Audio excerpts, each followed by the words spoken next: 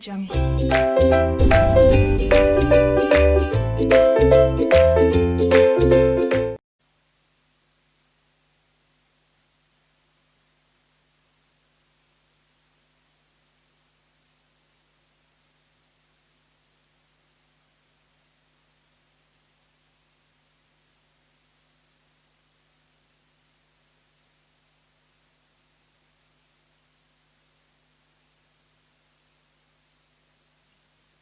Check.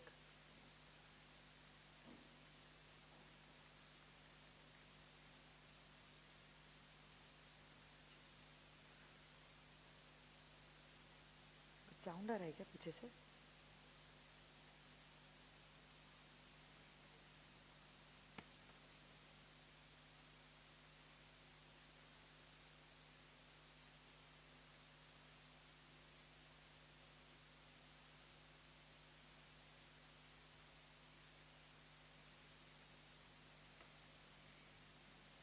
Okay, so very good afternoon to all of y'all. Good afternoon. Okay. Good afternoon to all my virtual students also. I hope I am audible and visible. Okay.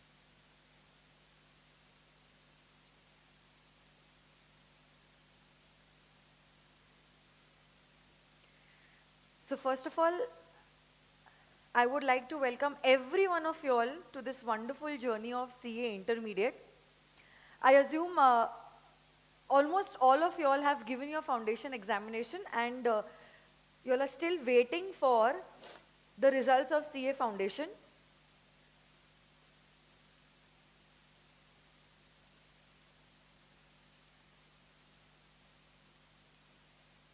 Good afternoon everyone, good afternoon. आवाज़ का कुछ issue है क्या? एक बार check करना, कम है क्या आवाज़?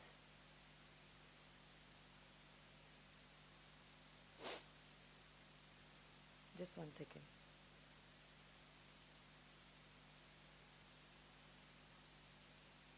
कम है क्या आवाज़?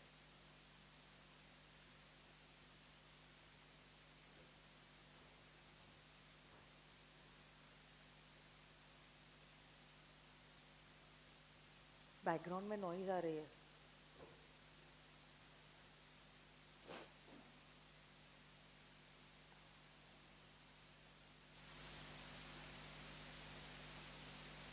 Just 1 second.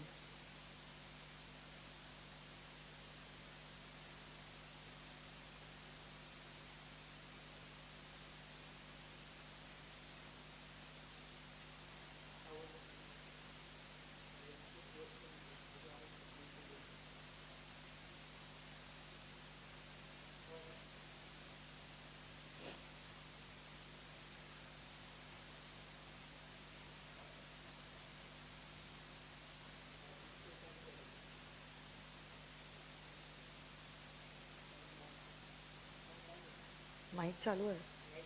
Check check check.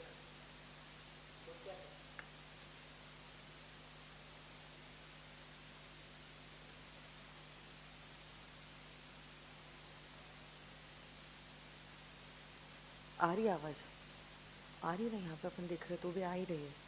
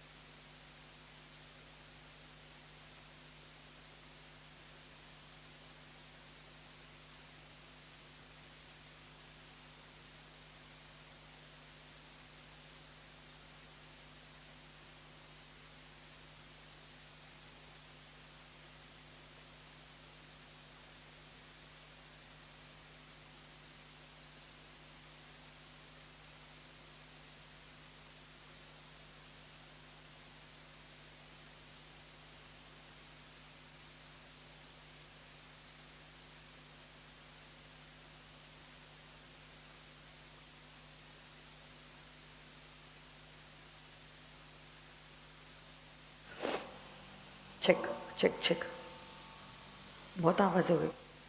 Check check check,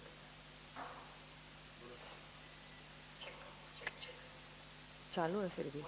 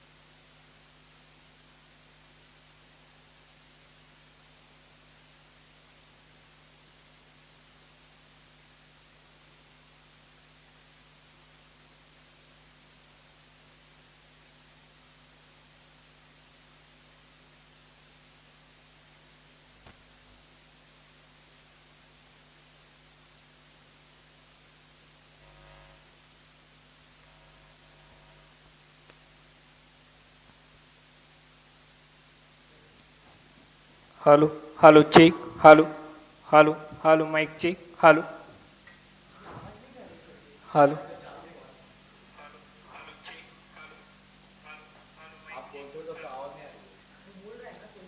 hello, hello,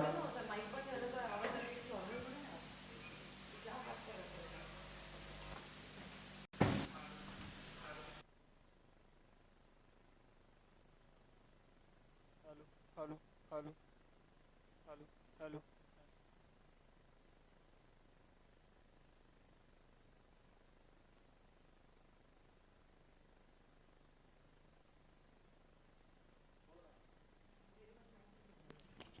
Hello, hello, mic check, hello, hello, hello, hello,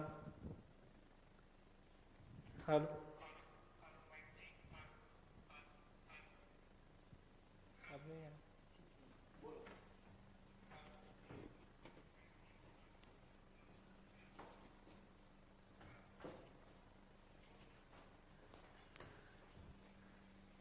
check check,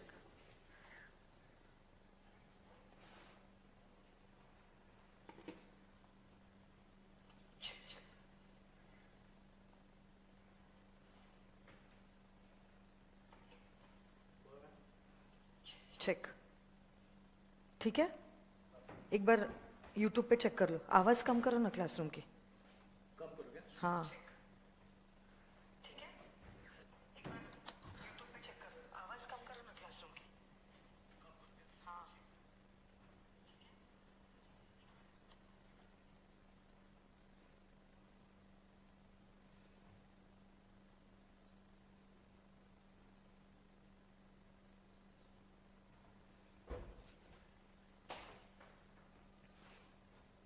okay.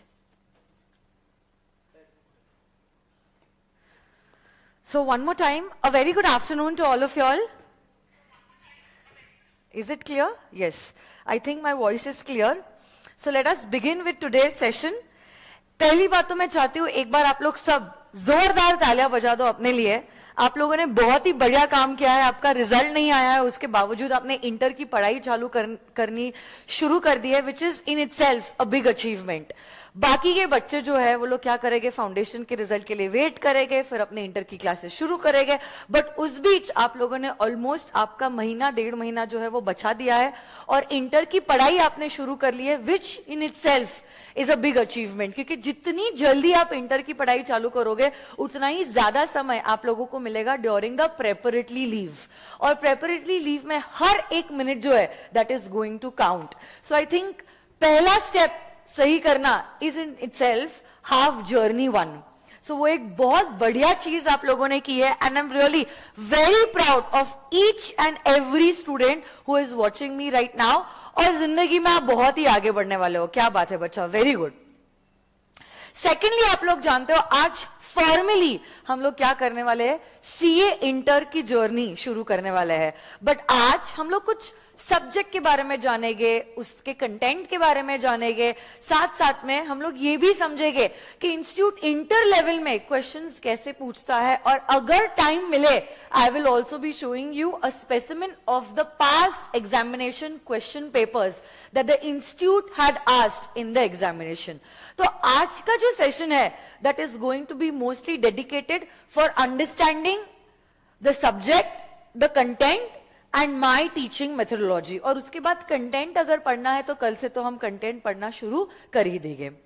अच्छा, जो सब्जेक्ट मैं आप लोगों को पढ़ाने वाली हूं, आप लोगों को इस सब्जेक्ट का नाम पता है? क्या आप लोग बता सकते हो what is the name of the subject? I want every student to interact with me. Though the batch is a virtual batch, but we will never treat it as a virtual batch. मैं ऐसा ही assume करूंगी कि आप लोग मेरे सामने बैठे हो. So I don't want the sessions to be monotonous sessions. आप लोगों के पास chat का option है. So I want every one of you all to answer to the questions that I am asking you. अच्छे बच्चे हो ना, आप लोग सब clear करना चाहते हो ना, तो आप लोगों को जवाब देना होगा, है ना? तो मैं आपको पढ़ाने वाली हूँ paper number 2 of group 1. Okay, मैं आपको पढ़ाने वाली हूं पेपर नंबर 2 ऑफ ग्रुप 1. और यही जो पेपर है, इस पेपर का नाम है, क्या आप लोग मुझे बता सकते हो इस पेपर का नाम क्या है? Very good. श्रेया, महक, विनय, क्या बात है. वैष्णवी, सारी लड़कियां ही जवाब दे रही है. लड़कों थोड़ा शर्म करो. The name of the subject is corporate and other laws. ये जो सब्जेक्ट है जो मैं आपको पढ़ाने वाली हूं, इस सब्जेक्ट का नाम है कॉर्पोरेट एंड अदर लॉज. और ये जो सब्जेक्ट है, this subject is going to be divided into 2 parts. Foundation में लॉ को भी 2 पार्ट में डिवाइड किया गया था. एक में आपका बिजनेस लॉ था और दूसरे में आपका BCR था, बिजनेस कम्युनिकेशन एंड रिपोर्टिंग. यहां पे CA इंटर में आपके लॉ के सब्जेक्ट को 2 हिस्सों में डिवाइड किया गया है. पहला वाला जो हिस्सा है that is going to be relating to corporate law. और ये जो कॉर्पोरेट लॉ है that is going to be asked for 60 marks. And other laws में आपको पढ़ाए जाने वाले हैं 4 एक्ट्स. सो बेसिकली आपका पूरा लॉ का जो सब्जेक्ट है उसको इंस्टीट्यूट ने 2 हिस्सों में डिवाइड किया है, corporate law and other laws. Corporate law is for 60 marks, whereas other laws is for 40 marks. Corporate law जो 60 marks है उसमें ज्यादा कुछ नहीं, बस आपको एक ही एक्ट पढ़ना है. और ये जो एक्ट है जो आपको 60 मार्क्स के लिए पूछा जाने वाला है that is going to be the companies act 2013. और ये जो कंपनीज एक्ट 2013 है उसमें ज्यादा कुछ नहीं, आपको पढ़ने हैं सिर्फ और सिर्फ 148 सेक्शंस. अब आप बोलोगे मैम 148, सिर्फ 148? जी हाँ बेटा, सिर्फ 148 सेक्शंस, क्योंकि आपका पूरा का पूरा कंपनीज एक्ट जो है this comprises of in all 470 sections. तो आपका पूरा कंपनीज एक्ट 470 सेक्शंस का है. ये 470 सेक्शंस में से इंस्टीट्यूट ने सिर्फ 148 जो है वो CA इंटर में इंट्रोड्यूस किया है. सो बेसिकली पिक्चर अभी बाकी है मेरे दोस्त. इंस्टीट्यूट ने हल्का सा डोज आपको CA इंटर में दिया है, बाकी की पूरी कहानी जो है वो आपको पढ़ाई जाने वाली है वहां पे मतलब कहां पे? CA फाइनल में, जहां CA फाइनल में आपको 149 से लेकर 470 सेक्शंस पढ़ाए जाने वाले हैं. आपको खैर थोड़ा बहुत कंपनीज एक्ट का इंट्रोडक्शन फाउंडेशन में हुआ था, but that was only the basics. Company क्या होती है, कंपनी के टाइप्स क्या होते हैं, कंपनी के फीचर्स क्या होते हैं, शेयर्स क्या होते हैं, शेयर्स के टाइप्स क्या होते हैं, मेमोरेंडम क्या होता है, आर्टिकल क्या होता है. उसके अलावा इससे ज्यादा और कुछ भी नहीं था at the foundation level. But now at the inter level you actually have to study in detail all the sections starting from section number 1 ending on section number 148 और ये 148 सेक्शंस जो है उसका वेटेज आपके करिकुलम में रहने वाला है ऑफ 60 मार्क्स। कितने मार्क्स का? 60 मार्क्स। तो 100 में से 60 मार्क्स आपका एक ही एक्ट के लिए डेडिकेटेड है, which is the companies act 2013, जिसमें पूरी की पूरी एक्ट नहीं पढ़ाई जाने वाली है आपको, सिर्फ और सिर्फ 148 सेक्शंस पढ़ाए जाने वाले हैं। एंड अदर लॉज जो है, अदर लॉज द सेकेंड हिस्सा of our curriculum, other laws में आपको पढ़ाया जाने वाले हैं 4 एक्ट्स। आपको पढ़ने होंगे कितने acts? 4 acts. Other laws is for 40 marks और ये जो अदर लॉज है उसमें आपको पढ़ाए जाने वाले हैं 4 एक्ट्स। कौन से 4 एक्ट्स? सबसे पहला एक्ट जो आपका और मेरा सबसे फेवरेट एक्ट है, that is the Indian contract act 1872। देखो, इंडियन कॉन्ट्रैक्ट एक्ट आप सब लोगों ने सीए फाउंडेशन में पढ़ा था, बट जो आपने सीए फाउंडेशन में इंडियन कॉन्ट्रैक्ट एक्ट पढ़ा था, that was only the basics. That was only the basics. Contract क्या होता है, कॉन्ट्रैक्ट के टाइप्स क्या होते हैं, कंसिडरेशन का क्या मतलब होता है, what are the essential elements of a valid contract, साथ साथ में ब्रीच अगर हुआ है तो क्या, परफॉर्मेंस के बारे में, और लास्ट यूनिट जो था that was contingent and quasi contracts. और उसी पे आपका सिलेबस कंप्लीट हो गया था। आपको फाउंडेशन में सिर्फ कॉन्ट्रैक्ट एक्ट के बेसिक प्रिंसिपल्स पढ़ाए गए थे, 75 sections, that is it. Quasi contracts was the end of foundation Indian contract act. But वहां पे आपका इंडियन कॉन्ट्रैक्ट एक्ट खत्म नहीं हुआ था, आप लोगों को अभी भी पढ़ना था द स्पेशल कॉन्ट्रैक्ट्स, और यही स्पेशल कॉन्ट्रैक्ट्स जो है वो मैं आपको पढ़ाने वाली हूं इन सीए इंटर। तो स्पेशल कॉन्ट्रैक्ट्स जिसकी शुरुआत हम कल से कर रहे वाले हैं। अब आप पूछोगे ना मैम, कल से हम लोग सिलेबस शुरू करने वाले हो, कल आप कौन सी एक्ट पढ़ाने वाले हो? कल मैं पढ़ाने वाली हूं आपको द इंडियन कॉन्ट्रैक्ट एक्ट 1872। तो ये जो इंडियन कॉन्ट्रैक्ट एक्ट है 1872, उसके मैं आपको पढ़ाने वाली हूं special contracts, indemnity and agency. ये 5 काइंड्स ऑफ स्पेशल कॉन्ट्रैक्ट्स है जिसके बारे में होने वाले हैं कल से इनफैक्ट हम लोग उसकी पढ़ाई जो है वो शुरू करने वाले हैं। ओके, सो ये स्पेशल कॉन्ट्रैक्ट्स के बारे में we will be learning in CA inter. This is one out of the 4 acts that we have in other laws. The second act that we have in other laws is the Negotiable Instruments Act 1881.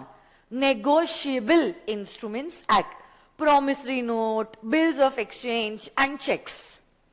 क्या होते हैं ये instrument, इनकी कौन कौन parties होती है, इनके क्या इफेक्ट्स होते हैं, राइट्स क्या होती है, लाइबिलिटीज क्या होती है, अगर चेक डिसऑनर हुआ तो फिर हमारे पास क्या सारे राइट्स है, अगर हमने चेक को इशू कर दिया और बैंक ने गलती से उस चेक को डिसऑनर कर दिया ड्यू टू इनसफिशिएंट फंड्स, तब क्या होगा, एक्सेप्टेंस कब कब जरूरी है, चेक्स के टाइप्स क्या क्या होते हैं, ये सारी चीजों के बारे में about negotiable instruments we will be learning in the negotiable instruments act. The third act that we have is the general clauses act 1897। In fact this act is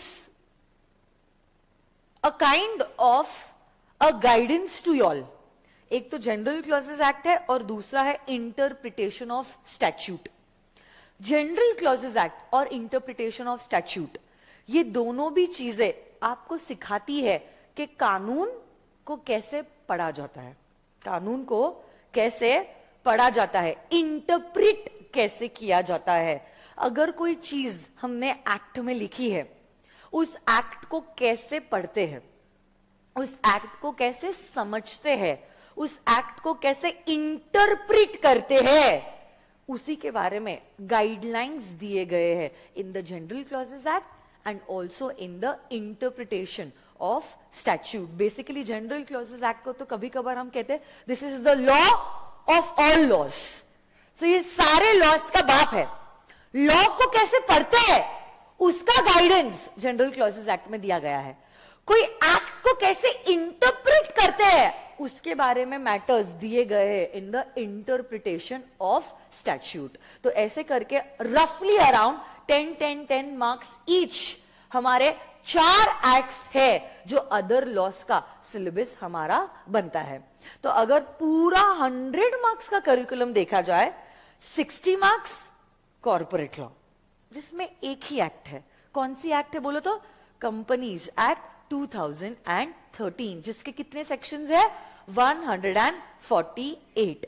और अदर लॉज में आप लोगों को पढ़ाए जाने वाले हैं 4 acts: Indian contract act, negotiable instruments act, general clauses act and the interpretation of statute. और ऐसे करके 60 + 40 आप लोगों का बन जाता है 100 मार्क्स का सब्जेक्ट। वैसे तो 100 मार्क्स का सब्जेक्ट है, बट जब मैं आपको इंस्टीट्यूट का पेपर बताऊंगी, that time you will understand institute आपको क्वेश्चंस पूछती है फॉर 116 मार्क्स और समटाइम्स 120 मार्क्स, और इसमें से compulsorily you have to attempt answers of 100 marks. So basically 116 marks का क्वेश्चन पेपर रहेगा, और ये 116 मार्क के क्वेश्चन पेपर में से आपको अटेम्प्ट करने पड़ेंगे क्वेश्चंस जिसका वेटेज होता है equivalent to 100 marks. Getting this और नो माय डियर फ्रेंड्स? तो ये हमारे सब्जेक्ट के इंट्रोडक्शन के बारे में है। मेरे बारे में आप जानते हो? So okay, for those who don't know, I am CA Ankita Patni and I've been teaching this subject from the past 10 years. And यही सब्जेक्ट जो है मैं आप लोगों को CA इंटर में पढ़ाने वाली हूँ। And face to face classes Pune में होती है, but unfortunately because of the guidelines issued by the government, the face to face classes are on hold. Apart from that I also teach through the virtual mode in pan India level. तो जैसा आप मुझे देख रहे हो वैसे बाकी के बच्चे भी यूजुअली मुझे देखते हैं। और अच्छा, कुछ बच्चे कह रहे मैम आप 25 सालों से पढ़ा रहे हो। So yes, that is something that I speak about in the class. And apart from that you all will really enjoy this subject with me, believe me, and I have the guarantee जितना मजा मुझे आया है इस subject को बनाने में और प्रिपेयर करने में, उससे डबल मजा आप लोगों को आएगा इस सब्जेक्ट को पढ़ने के लिए। So we will rock in this subject. एक ही कंडीशन है, इज्जत में क्लास करनी है, जो भी इंस्ट्रक्शंस मैं आपको दे रही हूं उसको आपको फॉलो करना है। Always remember, if you have taken my classes, it is not for only passing the classes, we are going to aim for an examination. And ये पॉसिबल है, ये मुमकिन है, provided you are following all the instructions that I share with you in the class. Okay, चलो बढ़िया है। कुछ rules है मेरे ये क्लास के, जिसमें से सबसे पहला रूल जो है वो ये है, you all have to have a separate notebook for law. ठीक है, देखो अभी तक आपकी चारों भी सब्जेक्ट की क्लासेस हो चुकी है। आपका शायद अकाउंट्स के सर, आनंद सर की तबीयत ठीक नहीं थी तो उनकी क्लास नहीं होती, but maybe by tomorrow, day after tomorrow ही will start with the classes. But yes, आपके 4 सब्जेक्ट्स है ग्रुप 1 में। You have accounts, then law, costing and tax. I want every one of you all to have 4 notebooks each for each subject. एक accounts के लिए, एक law के लिए, एक कॉस्टिंग के लिए और एक टैक्स के लिए। ओके, तो मेरे सब्जेक्ट के लिए भी आपकी एक सेपरेट नोटबुक होगी। बहुत सारे एग्जाम्पल्स मैं आप लोगों को क्लास में लिखाने वाली हूं। अगर आपने मुझसे फाउंडेशन की क्लास ली है, you all might be aware about the fact that though my subject is theoretical, my approach is always practical. तो हर एक चीज के लिए मैं कोरिलेट करवाने वाली हूं कि अगर जैसे कि ऐसे हम लोग होल्डिंग सब्सिडरी कंपनी के बारे में सीख रहे हैं, मैं आपको बताऊंगी कि देखो रिलायंस इंडस्ट्रीज लिमिटेड जिसकी मोर देन 90 सब्सिडरी कंपनीज है, या देखो कोल इंडिया लिमिटेड जिसकी 10 सब्सिडरी कंपनीज है। तो हम हर एक टॉपिक को प्रैक्टिकली देखेंगे। या अगर हम कॉर्पोरेट व्हील की लिफ्टिंग के बारे में देख रहे हैं, फ्रॉड के बारे में देख रहे हैं, हो सकता है मैं सत्यम के स्कैंडल के बारे में डिस्कस करूं। So for every topic I will be giving your practical real life examples, जो हम लोग या तो टेक्स्ट बुक में लिखेंगे या तो उनके डिस्क्रिप्शन के बारे में नोटबुक में लिखेंगे। Apart from that we are also going to do a lot of writing practice. हर हफ्ते, not in the first week, maybe from the second week onwards, every week हम क्लासरूम में around 2 से 3 questions को solve करेंगे। Simultaneously 2 to 3 questions would be for homework for you all to write down in your homes. So जिसके लिए मुझे आप लोगों की सेपरेट नोटबुक लगेगी. सेपरेट नोटबुक के साथ साथ मुझे लगेगा आप लोगों से कुछ स्टिक नोट्स है आप लोगों के पास? बताओ ना, स्टिक नोट्स और मार्कर पेन्स. जल्दी दो. मार्कर पेन्स भी है क्या किसी के पास? मार्कर पेन्स नहीं है क्या? ठीक है, चलो. है आपके पास? दोनों में आगे आ जाओ. हाँ, बेटर रहेगा, बैठ सकते हो तो. एक ही दो, कोई भी एक दे दो. So I want these stick notes from you all, okay? ये stick notes भी अलग अलग साइजेस में आती है. So इससे आधी साइज की भी एक स्टिक नोट आती है. ये स्टिक नोट्स आपको लानी है. Along with that, you also have to get marker pens, permanent marker pens. Highlighter नहीं, मार्कर पेन्स है क्या? एक मिनट रुको, मेरे पास होगी. रुक जाइए.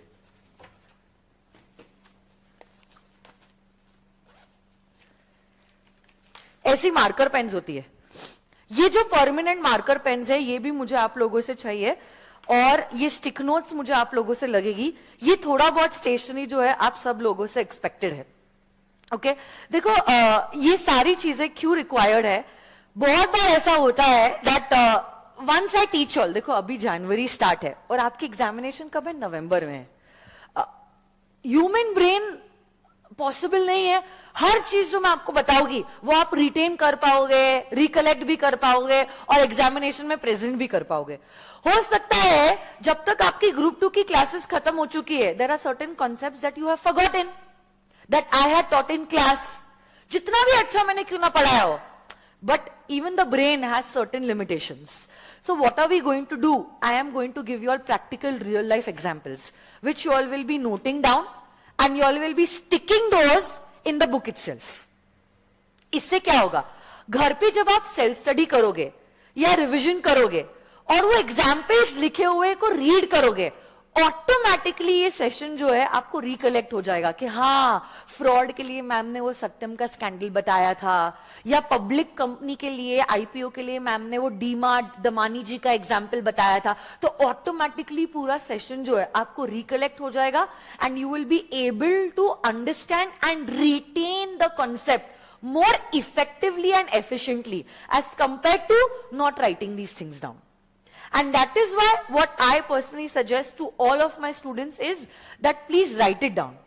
क्योंकि एक बार लिखना is equal to 7 bar read करना, और जब आप खुद ही एग्जाम्पल्स लिखते हो ऑटोमेटिकली और ज्यादा अच्छे से कॉन्सेप्ट जो है वो आपके दिमाग में फिट हो जाता है. These are like your tools, just like जब आर्मी, इंडियन आर्मी फाइट करने के लिए बैटलफील्ड में उतरती है, उनके पास उनके वेपन्स रहते हैं जिससे वो फाइट करते हैं. Similarly for us as CA students, हमारे जो वेपन्स है are the calculators, these marker pens and these sticky notes.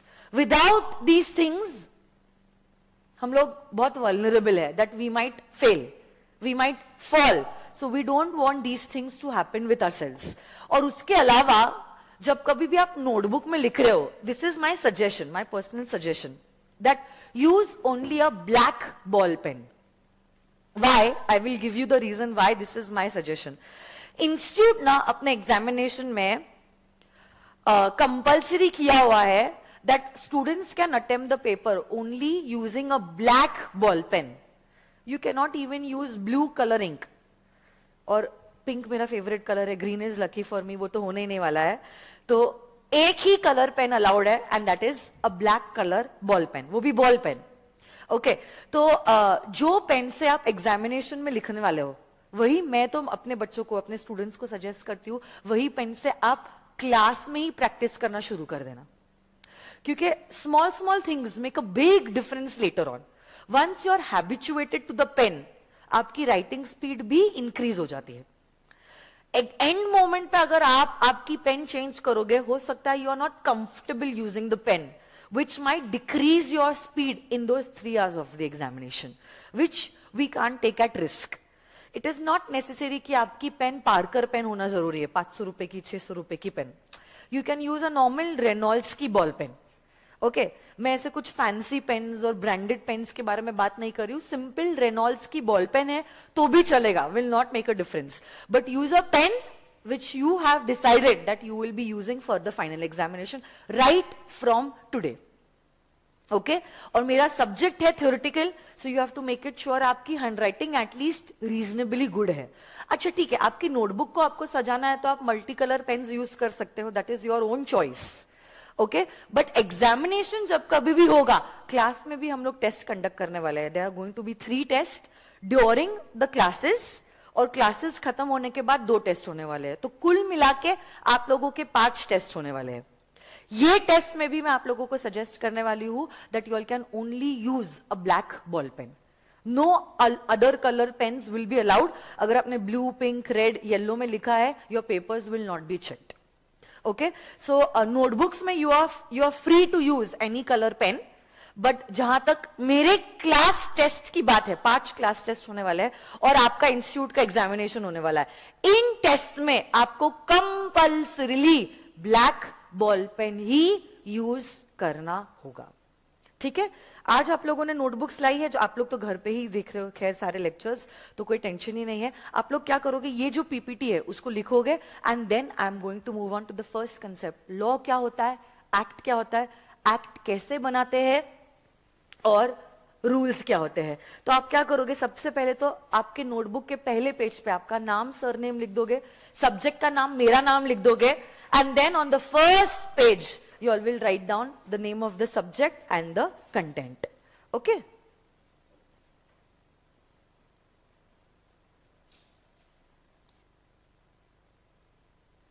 Check, check, check. Virtual students, आप लोगों ने भी लिखना है.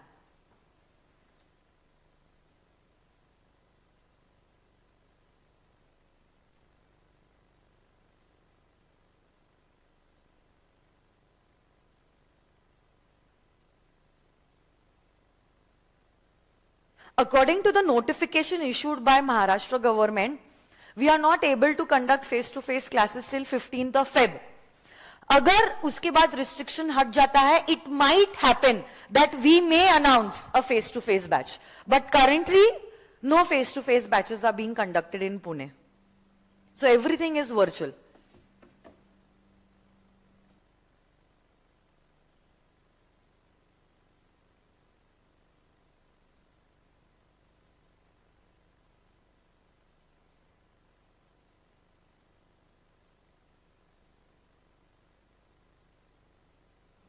Are you all done? Check, check, check. Are you all done with the writing part? ये जो 100 marks का paper है ना, उसमें से 70 मार्क्स सब्जेक्टिव होता है और 30 मार्क्स एमसीक्यू बेस्ड क्वेश्चंस होते हैं. एमसीक्यूज, एक सवाल 4 गोले, सही गोला लगा तो बिंगो, नहीं तो Tingo.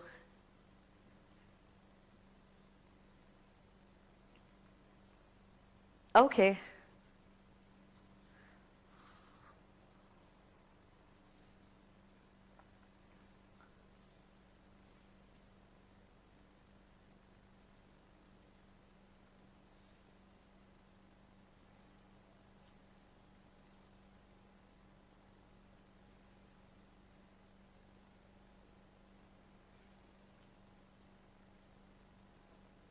So I think you all are done with the writing part.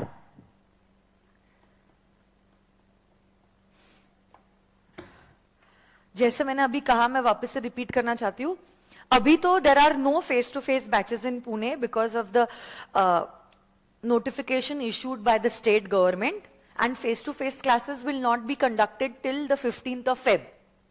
उसके बाद अगर परमिशन मिलती है, we will be announcing one more batch after the foundation result which may be a face to face batch if COVID is under control, जिसके chances थोड़े कम लगते हैं. 3 महीने तो I don't think so. No Disha and Bhavya, no.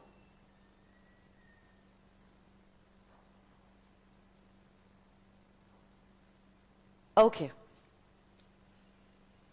So I'm assuming that you all are done with the writing part. Let us move ahead. अच्छा, एक बार वापस से क्या आप लोग मुझे बता सकते हो सब्जेक्ट का क्या नाम है? सब्जेक्ट का बोलो तो.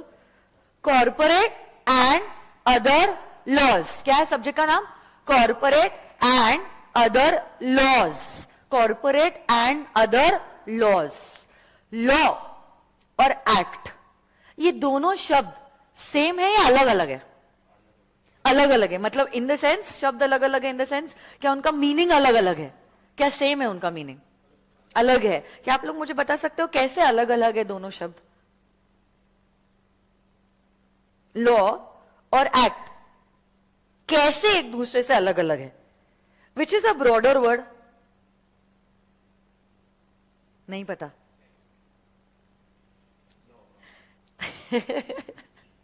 आप लोग कुछ कहना चाहोगे? Don't know, one of the above. अच्छा चलो कोई बात नहीं। Okay, law is a broader word as compared to an act. जब मैं लॉ कहती हूं, कॉर्पोरेट एंड अदर लॉज, मैं आपको क्या पढ़ा रही हूं? लॉ पढ़ा रही हूं या एक्ट पढ़ा रही हूं? सब्जेक्ट का नाम ही बोलो ना, कॉर्पोरेट एंड अदर लॉज। मैं क्या पढ़ा रही हूं आपको? लॉ पढ़ा रही हूं या एक्ट पढ़ा रही हूं?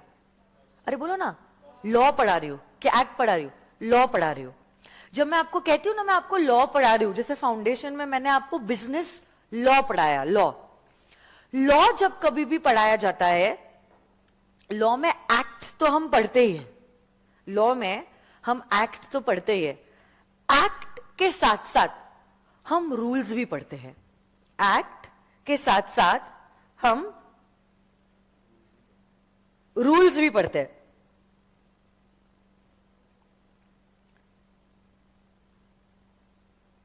और रूल्स के साथ साथ हम केस लॉज भी पढ़ते हैं। रूल्स के साथ साथ हम क्या करते हैं? केस लॉज भी पढ़ते हैं। जैसे आपने फाउंडेशन में पढ़ा है इंडियन कॉन्ट्रैक्ट एक्ट 1872। एक्ट पढ़ना लॉ पढ़ना है, बराबर है। बट जब हम लॉ पढ़ते हैं, एक्ट के साथ साथ हम बहुत सारे केस लॉज भी पढ़ते हैं। फाउंडेशन में आपको याद है हमने बहुत सारे जजमेंटल केस लॉज देखे थे, जैसे चिन्नैया वर्सेस रमैया। क्या आप लोगों को याद है चिन्नैया वर्सेस रमैया? फिर हमने और एक बहुत फेमस केस लॉ पढ़ा था, बैल्फर वर्सेस बैल्फर। या तो और एक बहुत फेमस केस लॉ था, लालमैन शुक्ला वर्सेस गौरी दत्त। तो ये सब क्या थे? ये सब केस लॉज थे। ये सब क्या थे? Case laws. Case laws are not a part of the act. Case laws are not a part of the act. क्या हुआ था? लॉ बनाने वालों ने तो एक्ट बना ली, कानून बनाने वालों ने तो क्या किया है? एक्ट्स बना ली है। बट एक्ट्स बनने के बाद कुछ कुछ लोगों के ओपिनियंस में डिफरेंसेस आने लग गए। लोगों के अप्रोच में, इंटरप्रिटेशन में डिफरेंसेस आने लग गए, और इसी डिफरेंसेस को रिजॉल्व करने के लिए they went in the court of law.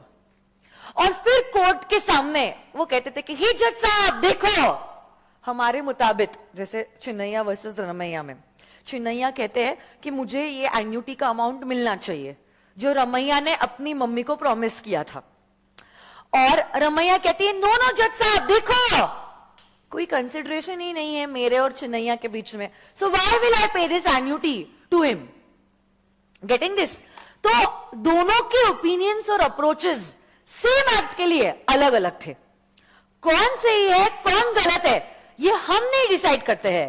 कौन डिसाइड करता है? Judicial system, court of law decide करता है कि लॉ मेकर ने कानून में ये जो चीज लिखी है उसका मतलब ये है। तो इस केस में चिन्नैया सही, रमैया गलत, और रमैया का एन्युटी का अमाउंट चिन्नैया को देना पड़ेगा। ये कौन डिसाइड किया है? जज in the court of law. और ये जो जजमेंट है is equivalent to our law, and we have to follow the principles laid down in this judgment. Basically Chinnaiya versus Ramaiya act में नहीं दिया गया है, it's a case law that we have learned, और इसका डिसीजन कोर्ट ऑफ लॉ में आया है, जिसको बेसिस पकड़ के अगर कोई दूसरा कुछ घटना होता है जो सिमिलर लाइन पे है, उसके लिए भी हम कहेंगे कि देखो ऐसी सारी चीजें ना चिन्नैया वर्सेस रमैया में भी हुई थी, और उसमें जज साहब ने ये डिसीजन दिया था, तो हमारे वाले केस में भी ऐसा ही होने वाला है। सो it's not a part of the act, but it is a part of the broader word which is known as law. तो law में acts तो होते ही है, act के साथ साथ क्या होते हैं, केस लॉज. और केस कंपनीज एक्ट में भी हमने केस लॉजेस देखे थे. Salomon versus Salomon, Lee versus Lee air farming, Gujdar versus the commissioner of income tax, Turquand versus the Royal British Bank. बहुत सारे केस लॉज हमने फाउंडेशन लेवल में देखे थे. तो ये पार्ट होता है लॉ का. लॉ का मैं क्या पढ़ा रही हूं आप लोगों को, एक्ट या लॉ, लॉ. तो अगर हम इंटर में भी लॉ पढ़ रहे हैं, एक्ट के साथ साथ क्या बहुत सारे केस लॉज भी पढ़ने वाले हो. हाँ, आप बहुत सारे केस लॉज भी पढ़ने वाले हो. Along with acts and case laws, what you will also be learning are various rules. What are you all going to learn? Rules. क्या पढ़ने वाले हो? Rules. बहुत सारे एक्ट्स के, जिसमें से कंपनीज एक्ट आपके सिलेबस की वन ऑफ द एक्ट्स है. एक्ट्स में आते हैं बहुत सारे रूल्स. ओके तो बहुत बार जब आप देखते हो ना, एक्ट में लिखा है as may be prescribed, as may be prescribed. जैसे आपने फाउंडेशन लेवल में कंपनीज एक्ट आपने देखा था, उसमें स्मॉल कंपनी की डेफिनेशन आपने देखी थी. एक ही मिनट.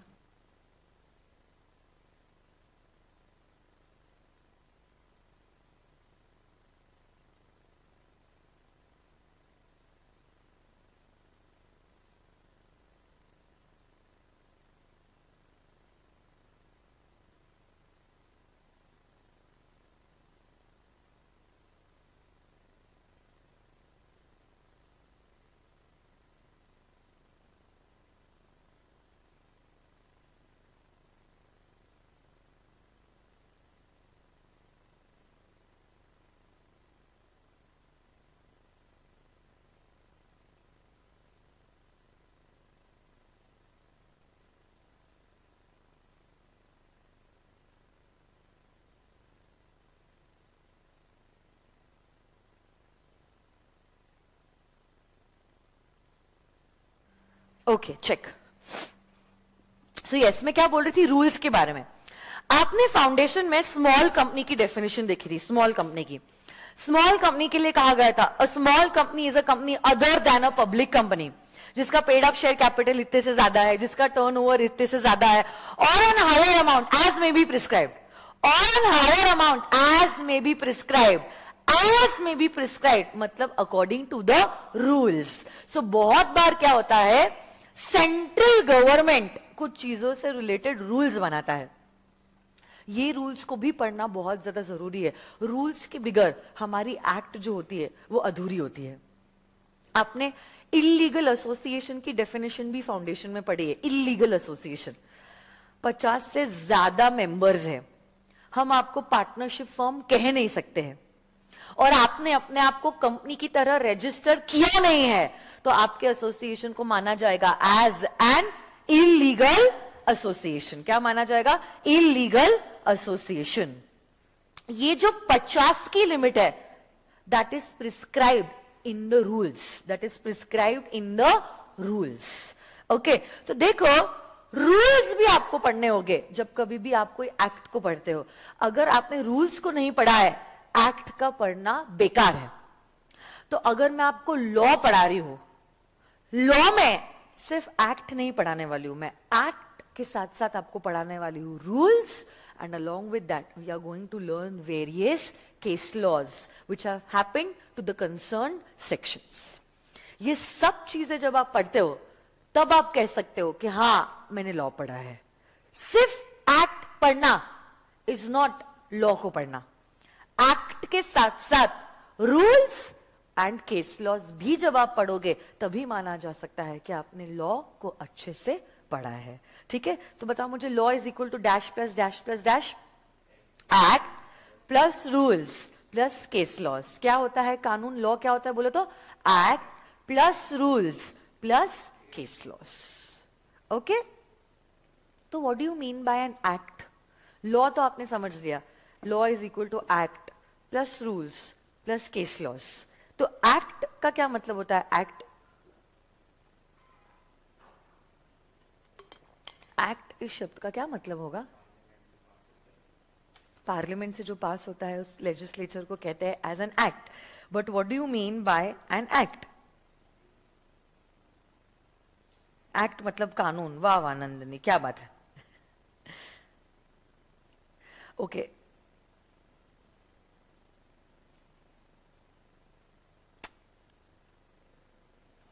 चलो एक काम करती हूं, मैं आपको बताती हूं. क्या आपने कंपनीज एक्ट का बेयर एक्ट देखा है कभी कि नहीं? कोई भी बेयर एक्ट देखा है आपने? नहीं? कोई बात नहीं, मैं बताती हूं आपको. सुमित गुप्ता, क्या बात है, very good. Act is nothing but it is a combination of section and subsection, clause and subclauses. Act is nothing but it is a combination of section plus subsection plus clause and subclauses. जैसे कि companies act 2013, देखो आपके screen पे, it is a bare act, companies act 2013. ये companies act जो है, मैंने आपको थोड़े देर पहले ही बताया, ये पूरा का पूरा एक्ट जो है, it comprises of around 470 sections. ये पूरा का पूरा कंपनीज एक्ट जो है, it comprises of around 470 sections. But अब ये सेक्शंस के कुछ बच्चे हैं, इन बच्चों के भी कुछ बच्चे हैं, और इन बच्चों के भी कुछ बच्चे हैं. उनको हम क्या कहते हैं? उनको हम कहते हैं section, subsection, clause and sub clause. एक सिंपल एग्जांपल लेती हूं जो आपने ऑलरेडी फाउंडेशन में किया है. कंपनीज एक्ट में आपने पढ़ा है सेक्शन नंबर से 7 relating to incorporation of a company. ये देखो कंपनीज एक्ट में कुल मिला के अगर आप देखोगे, लास्ट सेक्शन नंबर जो है 470, पावर्स टू रिमूव डिफिकल्टीज. नजर आ रहा है? 470 सेक्शंस है पूरे के पूरे कंपनीज एक्ट में.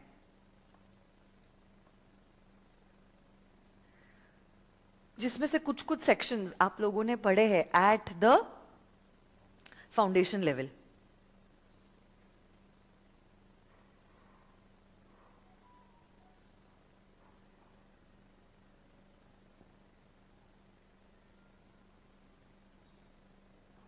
ये देखिए section number 7,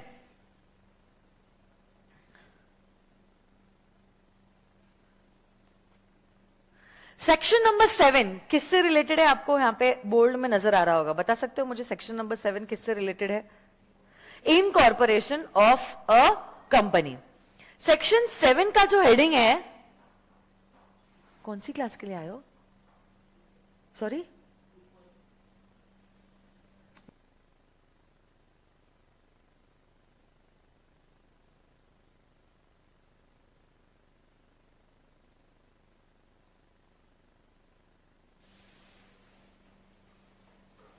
check. Okay, section number 7 जो है that is talking about incorporation of a company. अगर आप ये सेक्शन 7 के अंदर देखते हो, वहां पे उसके कुछ सब पॉइंट्स है. देखो जैसे कि सब पॉइंट नंबर 1 आपको नजर आ रहा है, ये सब पॉइंट नंबर 1, अरे नजर आ रहा है या नहीं? उसके बाद 1 के कुछ बच्चे, ए बी सी, नजर आ रहा है या नहीं? D E F G. फिर 2 है, 3 है, 4 5 6 और 7. तो अगर मुझे कुछ पॉइंट पढ़ना है, से फॉर एग्जाम्पल मुझे ये सेकंड पॉइंट पढ़ना है, सेकंड पॉइंट, तो अब मैं क्या कहूंगी? मैं कहूंगी I am reading section number 7 subsection 2. मैं क्या बोलूंगी? I am reading section number 7 subsection 2 of the Companies Act 2013 states that the registrar on the basis of documents and information filed under subsection 1 shall register all the documents and information. और उसके हिसाब से registrar क्या करेगा? Certificate of incorporation issue करेगा. तो जब मैं ये सेंटेंस पढ़ती हूं, मैं कहती हूं I am reading section number 7 subsection 2 of the Companies Act 2013. अगर मैं अगर मैं ये ए वाला पॉइंट रीड कर रही हूं, 1 का ए, मैं क्या कहूंगी? मैं रीड कर रही हूं section number 7 subsection 1 clause A. Section number 7 subsection 1 clause A कहता है कि मुझे इनकॉर्पोरेशन के वक्त मेमोरेंडम और आर्टिकल सबमिट करना होता है। नहीं आई बात समझ में? आई या नहीं आई? अच्छा, अगर मैं ये पॉइंट बी पढ़ रही हूं, मैं पॉइंट बी नहीं कहूंगी, मैं एक्ट पढ़ रही हूं ना, तो मुझे कानून की भाषा इस्तेमाल करनी पड़ेगी। तो मैं ये नहीं कह सकती मैं 7 का 1 का बी पॉइंट रीड कर रही हूं। मैं क्या कहूंगी कानून की भाषा में? I am read section number 7 subsection 1 clause B. Clause B जो कह रहा है कि मेरे को एक डिक्लेरेशन देना पड़ेगा जो साइन किया जाएगा ईदर बाय एन एडवोकेट और अ सीए और अ कॉस्ट अकाउंटेंट और by a company secretary in practice. और ये जो डिक्लेरेशन है वो ये बताएगा कि हर वो कोई चीज जो कंपनी को फॉर्म करने के लिए लगती है वो मैंने करी हुई है। नहीं आई बात समझ में? अरे आई या नहीं आई? वैसे ही लास्ट लास्ट बस, अगर मुझे ये सी पॉइंट रीड करना है, मैं क्या कहूंगी? मैं क्या रीड कर रही हूं बोलो? देखो ऐसे ऐसे लिखते हैं उसको, section number 7 subsection 1 clause c. और फिर वो कहेगा that I will require to submit an affidavit. Getting this और no? Affidavit by the first subscribers and the first directors that they were not involved in the fraud relating to any formation, promotion or management of a company in the past 5 years. Getting this or no, my dear friends? So basically कोई भी act जब आप पढ़ते हो, act is nothing but it is a combination of section plus subsection and clause and subclauses. Getting this or no, my dear friends? तो देखो यहाँ पे वही नजर आ रहा होगा आप लोगों को। अगला पीपीटी जो है वो यही कहता है act is nothing but it is a combination of section plus subsection plus clause and subclauses. हम लोग क्या पढ़ने वाले हैं? एक्ट्स पढ़ने वाले हैं या लॉ पढ़ने वाले हैं? लॉ। तो अगर हम लॉ पढ़ने वाले हैं, एक्ट के साथ साथ क्या हम रूल्स भी देखेंगे? प्लस क्या हम केस लॉज भी देखेंगे? Yes, very good. नोटबुक्स है आप लोगों के पास? अच्छा, कौन सा ब्रॉडर वर्ड है एक्ट के? लॉ। लॉ ब्रॉडर, ब्रॉडर मतलब वाइडर टर्म कौन सा है? लॉ है ना, क्योंकि लॉ के अंदर एक्ट है। अरे हाँ है ना?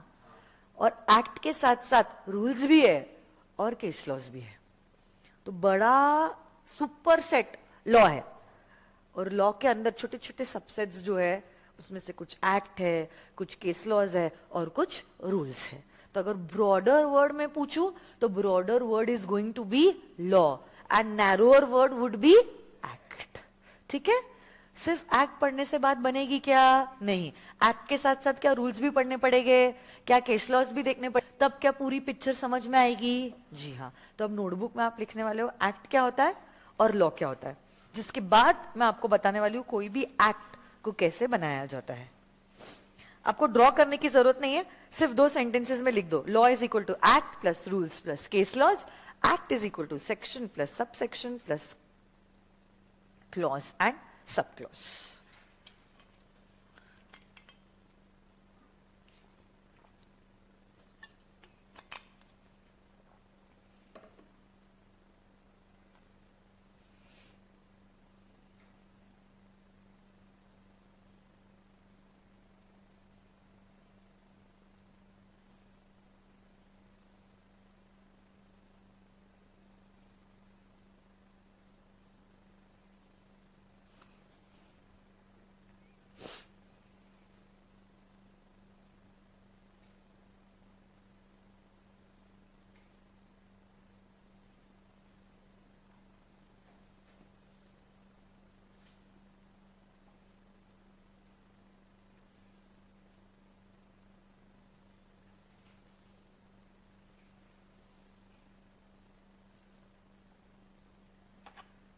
Done?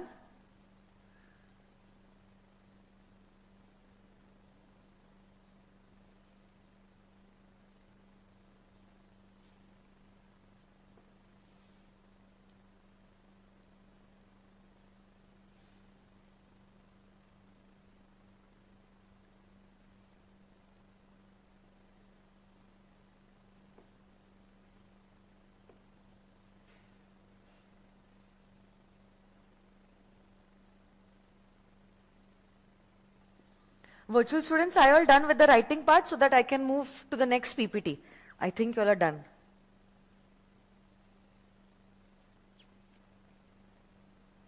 ये भी लिख दीजिए.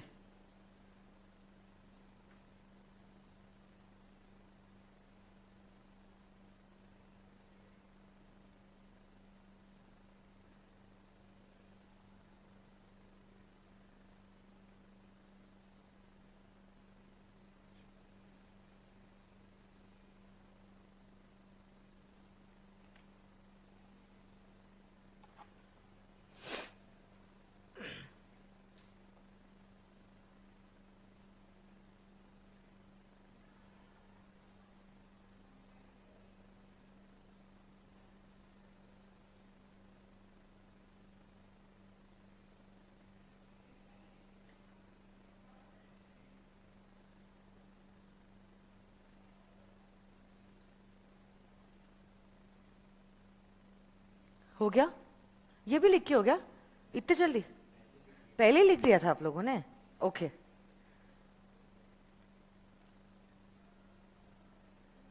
So I think everyone is done with the writing part. Let us move ahead.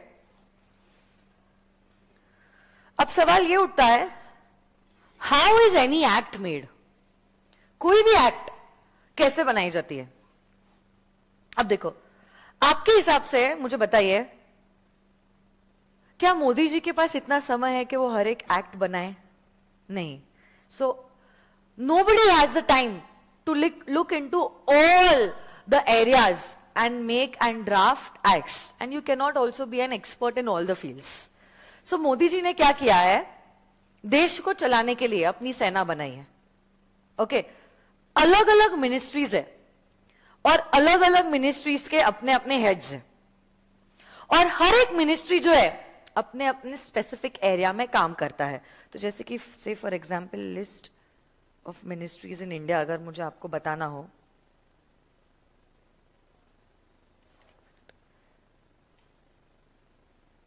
ये देखिए, बहुत सारी मिनिस्ट्रीज है इंडिया में, आप लोग जानते ही होंगे.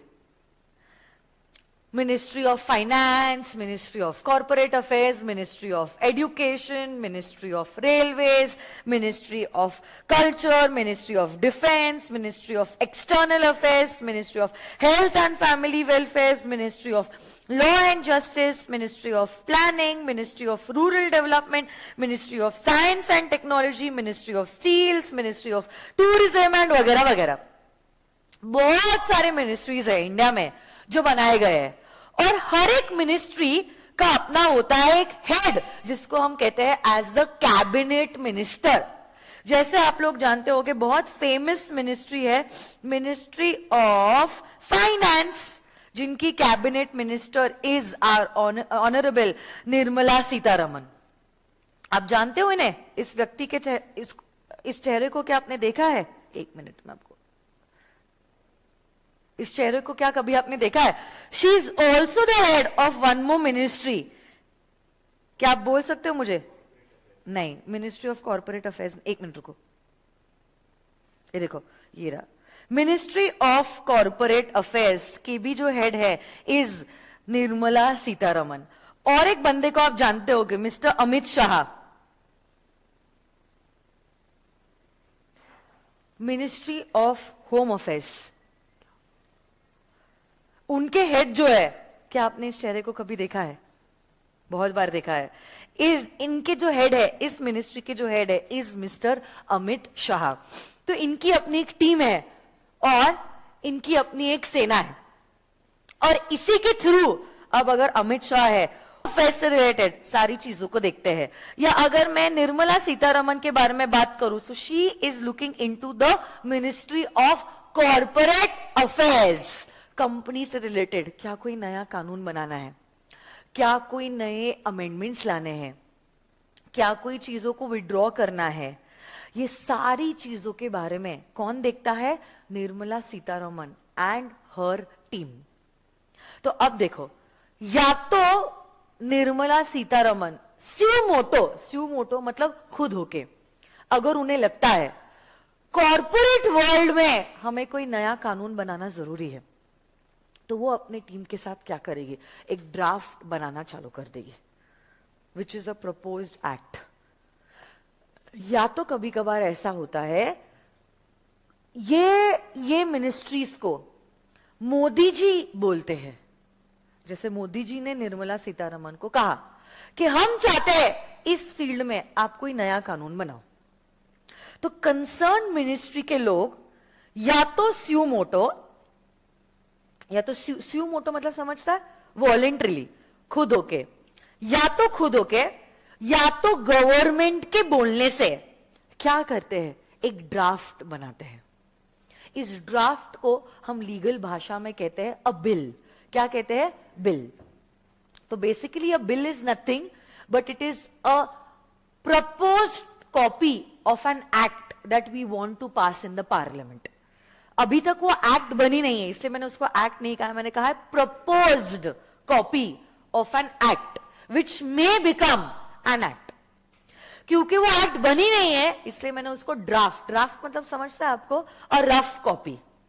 It's not yet fair, it's not yet passed in the parliament.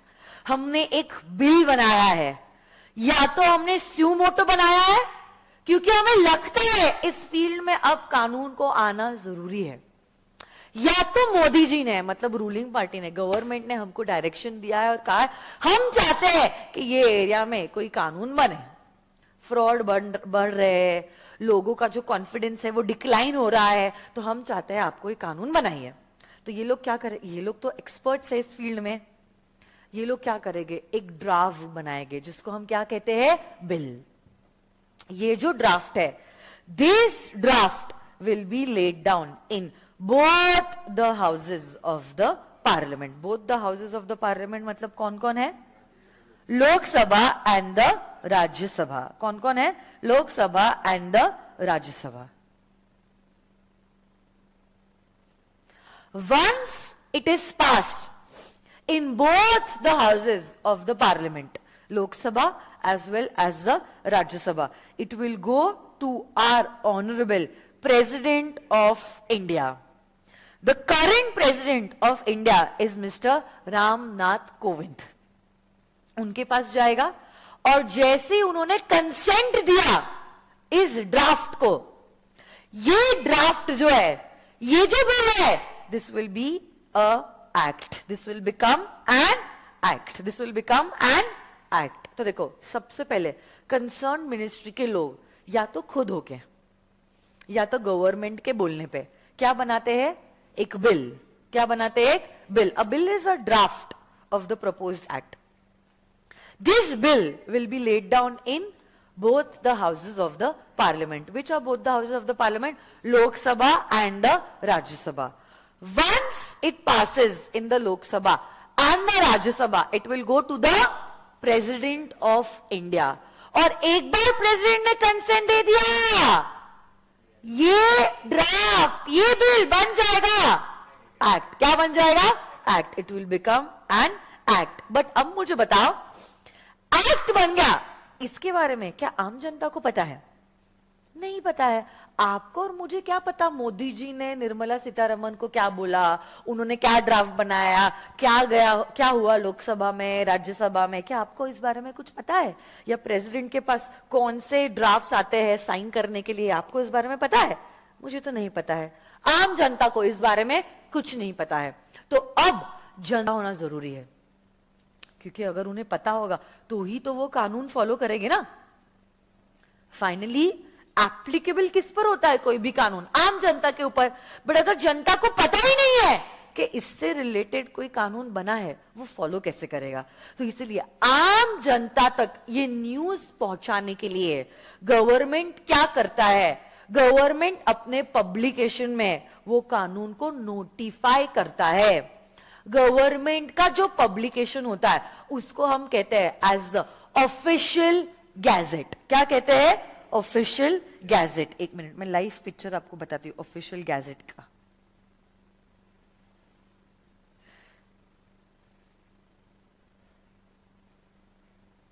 ये देखो, this is the gadget of India, GAZETTE।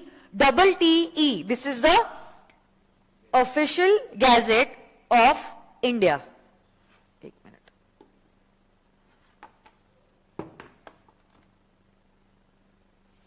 इसको क्या हो गया? हाँ, अगर आप देखोगे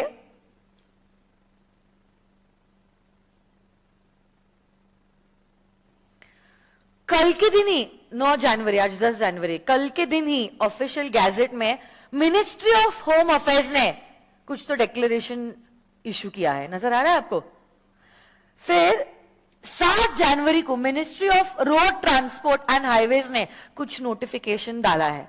तो ये जो ऑफिशियल गैजेट है इंडिया का, वहां पे कोई भी नोटिफिकेशन, कोई भी एक्ट जो नया बनता है, कोई भी रूल नया आता है या कोई भी अमेंडमेंट अगर आता है, उसके बारे में पब्लिकेशन होता है गवर्नमेंट पब्लिकेशन में, which is known as the official gazette of India. It is like a government publication. जैसे हमारे घर में न्यूज़पेपर्स आते हैं, उससे हमें देश और विदेश में क्या चालू है उसके बारे में खबर मिलती है। वैसे ही ये गैजेट ऑफ इंडिया जो है, उससे हमें ये समझ में आता है मिनिस्ट्रीज ने कौन से सारे नए रूल्स, नोटिफिकेशंस, ऑर्डर्स, एक्ट्स लाए हैं, और उसी को पब्लिश किया जाता है यहाँ पे, और इसी नोटिफिकेशन में लिखा जाता है कि ये कानून कब से एप्लीकेबल होगा।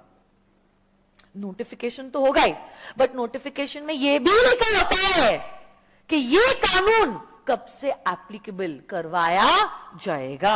अगर डेट नहीं लिखी है कि कब से एप्लीकेबल करवाया जाएगा, जो दिन नोटिफिकेशन आया है उसी दिन से इमीडिएट इफेक्ट से उससे संबंधित रूल्स भी एप्लीकेबल होना शुरू हो जाएंगे। गेटिंग दिस और नो गाइस? सो इससे क्या होता है, गवर्नमेंट आम जनता तक पहुंच जाती है। जो भी मिनिस्ट्रीज में बातें की जा रही है या काम किया जा रहा है, अगर उसको एनफोर्स करना है, उसके बारे में न्यूज पब्लिक तक पहुंचानी है, वो कैसे पहुंचाया जाएगा? Through the official gazette of India. और उसी नोटिफिकेशन में लिखा जाता है कौन सी वो तारीख है जिस दिन से ये कानून एप्लीकेबल होना शुरू हो जाएगा। तो ऐसे बनती है कोई भी एक्ट। गेटिंग दिस और नो माय डियर फ्रेंड्स? तो देखो, वापस से एक बार मैं आपको बताती हूं कैसे कोई भी एक्ट बनता है।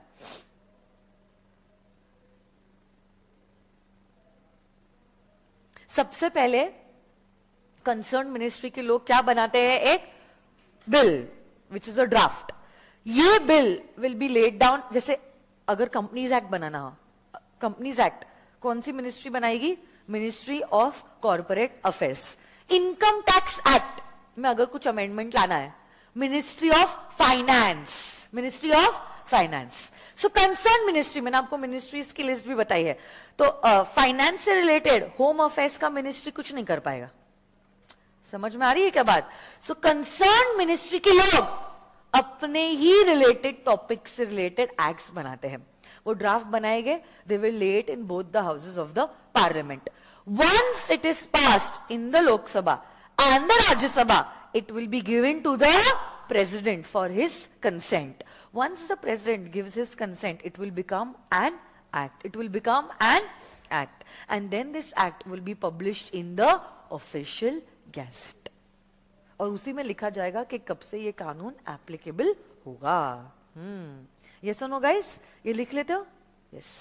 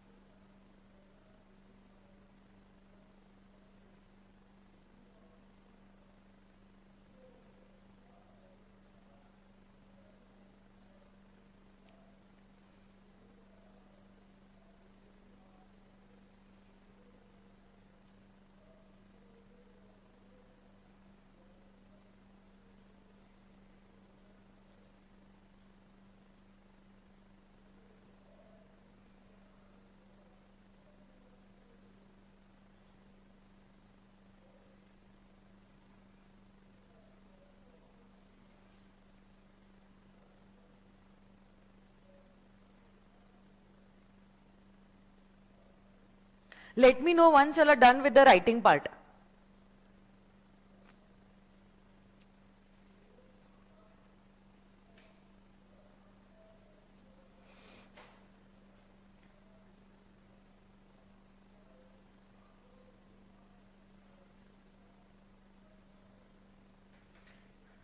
Done? अरे हाँ या ना? तो बता सकते हो मुझे एक्ट क्या होता है? एक्ट क्या होता है? Act section plus sub section plus clause plus sub clause. Law क्या होता है? Act plus rules plus case laws. कौन सा ब्रॉडर वर्ड है? लॉ. कौन सा नैरोअर है?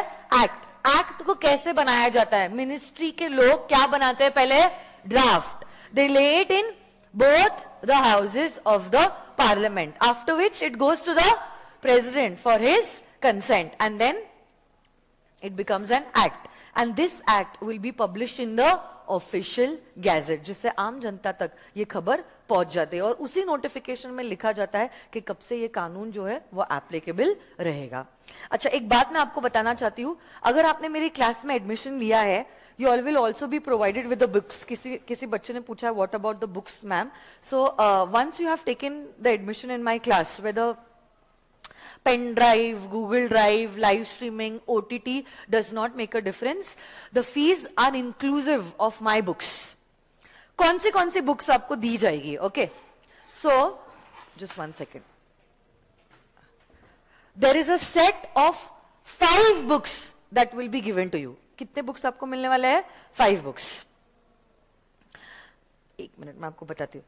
सबसे पहली 2 बुक्स जो है, volume number 1A and volume number 1B, that is going to be related to the companies act 2013. Inter law books एक बता देती हूं मैं आपको, कॉपी. ये देखो,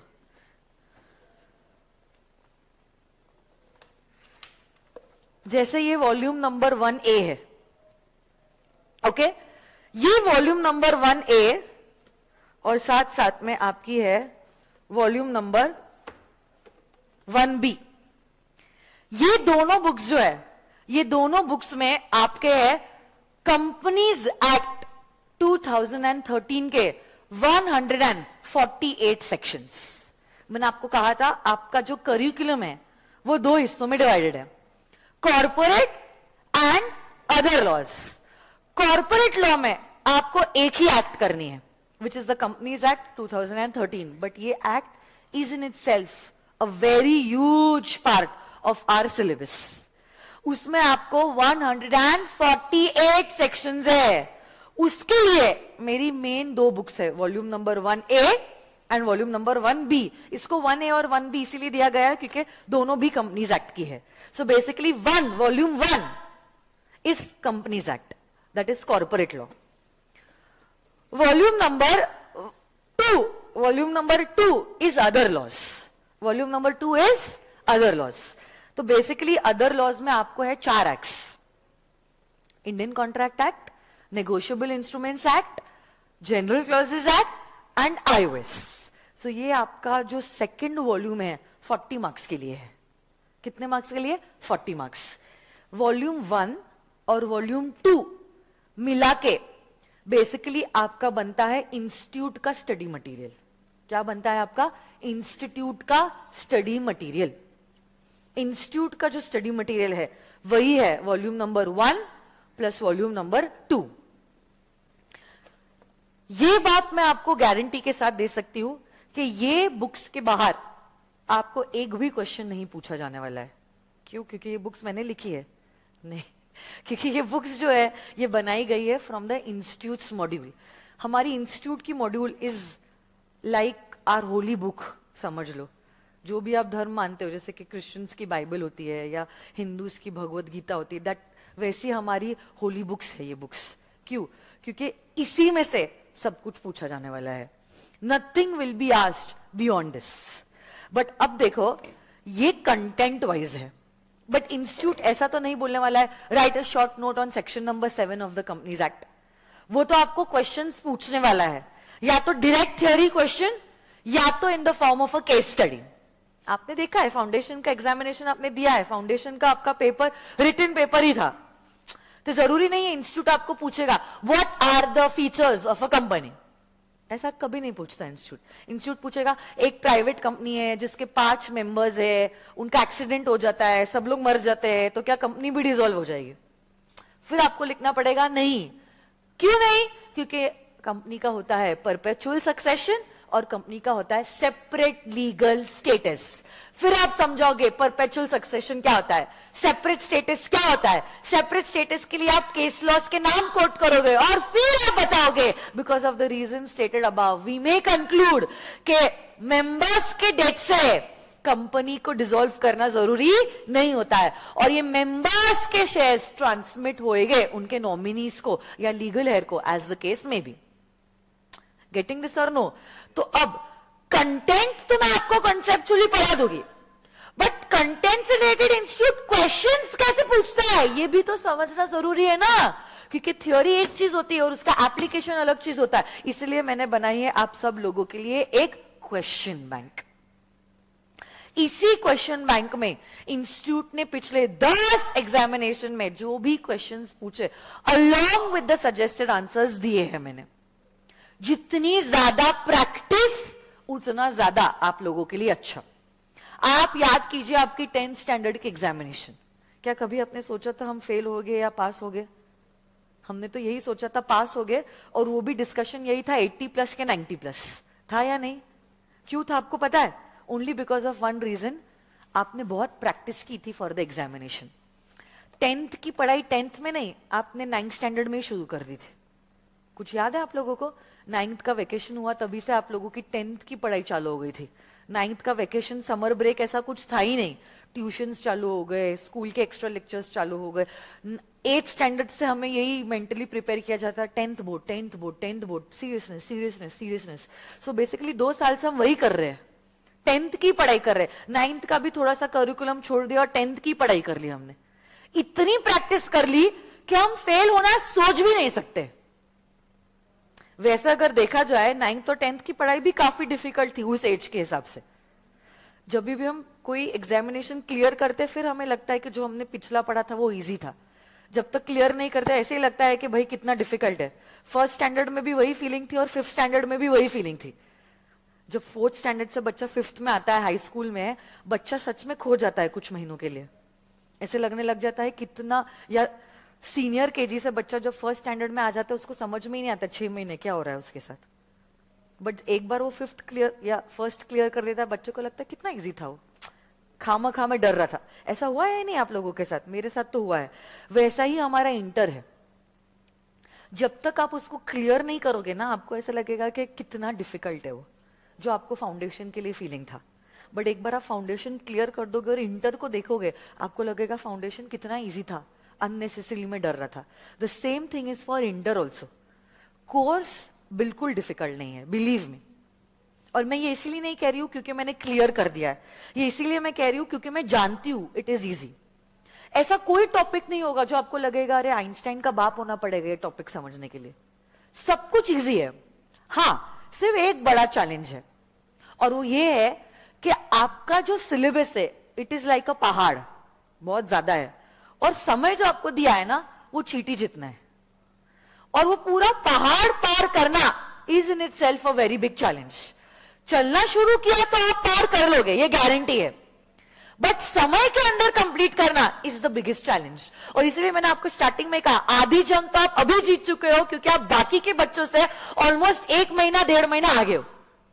बाकी बच्चे वेट करेंगे रिजल्ट कब आएगा, 10 दिन खुशी मनाएंगे, पार्टी शार्टी करेंगे और उसके बाद पढ़ना चालू करेंगे। और आप लोग तब तक काफी आगे निकल चुके होंगे क्योंकि 4 सब्जेक्ट्स ऑलमोस्ट 1 महीना, कितने सारे सेशंस आपके ऑलरेडी हो चुके होंगे। तो आप तो ऑलरेडी पहाड़ चढ़ चुके होंगे और उन्होंने तो शुरुआत भी नहीं की होगी। So that's a good thing. तो इसीलिए मैंने साथ साथ में और एक सबसे बेस्ट थिंग जो मैंने बनाई है that is the summary notes.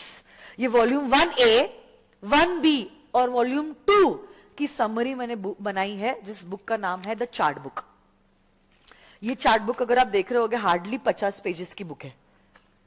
But summary book है, इसका ये मतलब नहीं है मैंने कुछ कुछ सेक्शंस हटा दिए, कुछ उड़ा दिए, कुछ भी नहीं.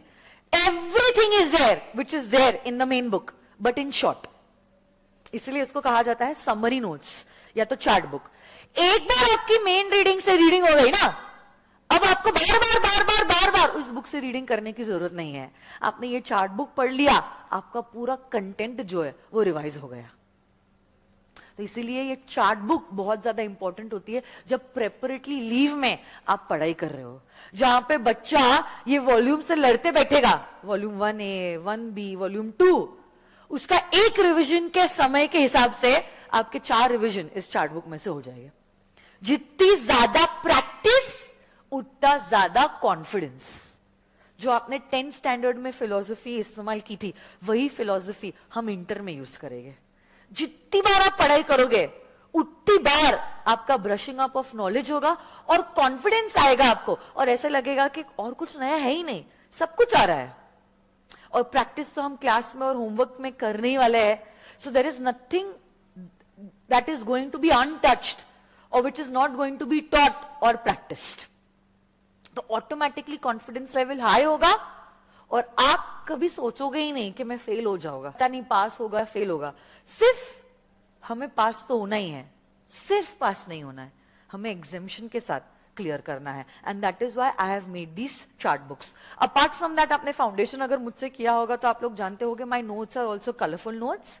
Firstly this subject is a theoretical subject, थोड़ा सा ड्राई है, थोड़ा सा इंटरेस्ट के लिए मैंने कलर्स का इस्तेमाल किया है, but not for time pass purpose. The colours that I have used have a meaning in them. तो अगर आप देखोगे मैंने ब्लू कलर यूज किया है. All these words that are highlighted in blue are the keywords. तो जब आप पहली रीडिंग भी घर पे करते हो ना, फुल 1-to-1 रीड करने के बाद जब आप रिवीजन करते हो फॉर द फर्स्ट टाइम, आपको पूरा कंटेंट रीड करने की जरूरत नहीं है. ब्लू वर्ड्स को आप रीड करोगे तो आपको ऑटोमेटिकली समझ में आ जाएगा कि वो सेक्शन कहता क्या है. All these are the keywords, the important words which you have to quote in the examination. Exact language में तो लिखना पॉसिबल नहीं है, बट अगर ये कीवर्ड्स आपने लिख दिए तो कीवर्ड्स के हिसाब से you can draft the answers in your own language. Apart from that, कहीं कहीं पे देखो आपको ये हाईलाइटेड पॉइंट्स नजर आ रहे हैं, yellow highlighted points. All these are the amendments. क्या है ये?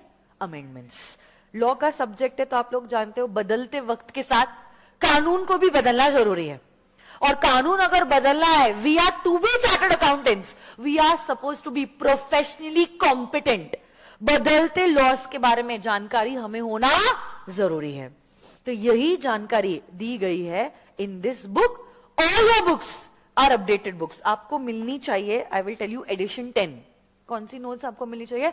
Addition 10, which is going to be applicable for your attempt, जिसमें अभी तक इंस्टीट्यूट ने जो भी अमेंडमेंट्स नोटिफाई की है वो इनकॉर्पोरेटेड है. और जो अमेंडमेंट्स आए हैं वो मैंने जानबूझ के येलो में हाईलाइट किए हैं क्योंकि वो अपने आप में ज्यादा इंपॉर्टेंट हो जाते हैं. तो अब जब कभी भी आप नोट्स को खोलोगे और ये हाईलाइटेड पैच आपको नजर आएगा, यू विल अंडरस्टैंड, हाँ ये सेक्शन है स्मॉल कंपनी जिसमें अमेंडमेंट है. हो सकता है स्मॉल कंपनी की डेफिनेशन आपने फाउंडेशन में कुछ और पढ़ी होगी और यहाँ पे आप और कुछ पढ़ोगे, क्योंकि यहाँ पर आया है एक अमेंडमेंट. तो ऑटोमेटिकली ये पॉइंट जो है क्या हो जाता है? इंपॉर्टेंट हो जाता है. यस और नो गाइस? गेटिंग दिस और नो? तो ये सारी बुक्स की सेट आपको दी जाएगी, इसी बुक से मैं सिखाऊंगी, इसी बुक में से आपको पढ़ना होगा. आपको ना ही इंस्टीट्यूट का स्टडी मटेरियल और ना ही कोई भी दूसरी रेफरेंस बुक्स को यूज करने की जरूरत है. Everything will be covered in the class itself. कल से हम लोग शुरुआत करने वाले हैं with the Indian contract act 1872. So I want you all to have your volume number 2 with you all from tomorrow. कौन सी वॉल्यूम चाहिए? Volume number 2. ठीक है, एक बार रिवाइज करेंगे जो भी आज कुछ हुआ है, और आज के लिए इतना ही. कल से क्लास 4:15 से 6:15 तक होगी. 2 घंटे के लिए। आज क्योंकि पहला दिन था इसलिए मैंने ज्यादा स्ट्रेच नहीं किया है, but from tomorrow your class timing is going to be from 4:15 up to 6:15। एक बार रिवाइज करेंगे and then I will call it an off for today. सबसे पहली बात मुझे बताइए, what do you mean by the word act? Act का क्या मतलब होता है, बोलो। Act is equal to section plus subsection plus clause plus sub clause. Law का क्या मतलब होता है? Act plus rules plus case laws. कोई भी एक्ट को कैसे बनाया जाता है? कंसर्न मिनिस्ट्री सबसे पहले क्या बनाता है? ड्राफ्ट। हाँ, जिसको हम क्या कहते हैं? A bill. This bill is laid down in both the houses of the parliament. Both the houses of the parliament मतलब Lok Sabha and the Rajya Sabha. Then it will go to the president for his consent. Once it goes to the president, it will become an act, and then this act will be published in the official gazette. Okay, और इसी official gazette के notification में लिखा होता है कि कब से ये act operation में आएगी, enforce होएगी। Yes or no, guys? So I hope you all have understood the basics. Tomorrow we will start with the Indian Contract Act 1872. आज के लिए इतना ही, धन्यवाद। कल मिलते हैं। कल आपकी बुक्स वॉल्यूम नंबर 2 के साथ साथ मैं चाहूंगी आपके स्टिक नोट्स आपके साथ रहे और आपकी सेपरेट नोटबुक भी आप लोगों के साथ रहे। Thank you so much, bye bye.